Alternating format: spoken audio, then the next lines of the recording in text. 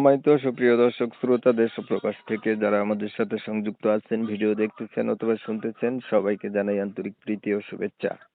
বন্ধুরা, আমি কথা বলছিলাম সুইট একটা মেয়ের সাথে, প্রতিবেদন করবে, অডিও কলে সংযুক্ত হয়েছে, কয়েকদিন আগে থেকেই যোগাযোগ ছিল। উনি কেন আসলো প্রতিবেদনে বিস্তারিত ভিডিও জুড়ে থাকবে, আপনারা অবশ্যই ভিডিওটা কন্টিনিউ করবেন। আসসালামু আলাইকুম। ওয়ালাইকুম আসসালাম। কেমন আছেন আপনি? ভালো আছেন? জি আলহামদুলিল্লাহ ভালো আছি। ভালো আছেন, ভালো থাকবেন। ভালো থাকাই কামনা করছি। শুনতে চাচ্ছিলাম আপনি প্রতিবেদনে কেন আসছেন, বলুন।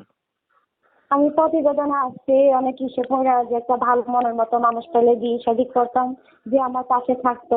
আমার ছোট দুটো ভাই বোন আছে। ছোট দুইটা ভাই বোন আছে, এখন আপনার পাশে থাকবে এমন একটা মানুষ পাইলে জীবন সাথী করবেন। হ্যাঁ হ্যাঁ। আপনার পরিবারে আছে কে? ছোট ভাই বোন, বাবা মা নাই?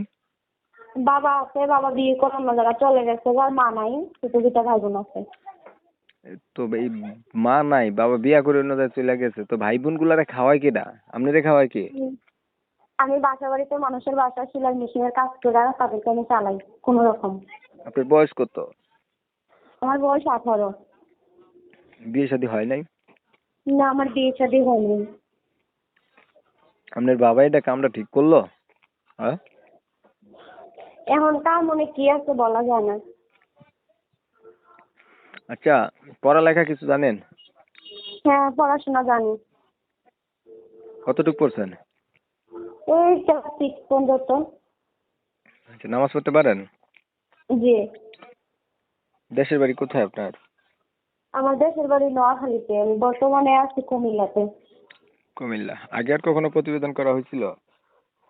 এর আগে কখনো আমি প্রতিবেদনে আসিনি, এটাই আমার প্রথম ফার্স্ট।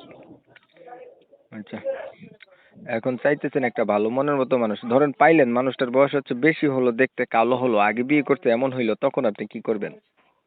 না, বয়স হলে সমস্যা নাই, যদি আমার ভাই বোনের দায়িত্ব নেয়, আমাকে দেখাশোনা করে, তাহলে বয়স বেশি হলে আমার কোনো সমস্যা নেই। নাম কি আপনার? আমার নাম নীলা। ঠিক আছে, আপনার বিষয়টা আমি একটু ক্লিয়ার করে দিচ্ছি দর্শকদের জন্য। দর্শক শ্রোতা শুনছিলেন, আমি কথা বলছিলাম, উনি হচ্ছে প্রতিবেদনে এসে চাইতেছে একটা ভালো মনের মানুষ। বলে রাখা ভালো, ওনার পরিবারের তেমন কেউই নাই, উনি হচ্ছে ওনার পরিবারের মূল গার্জিয়ান এখন হিসাব করতে গেলে। মা নাই, বাবা নাই, বাবা হচ্ছে থাকতো নাই, মা মারা গেছে। এখন হচ্ছে উনি কাজ করে, সেলাই মেশিনের এগুলা করে ওনার ছোট ভাই বোন দুইটারে নিয়ে খায়। এখন উনি চাচ্ছে যে ওনার মাথার উপর একটা ছাতা দরকার, একটা ভালো মনের মানুষ যদি ওনার পাশে থাকে বা দায়িত্ব নেয়, তাহলে উনি একটু খুশি হইতো বা জীবন সাথী করতো। আমি কি ঠিক বলছি? জি।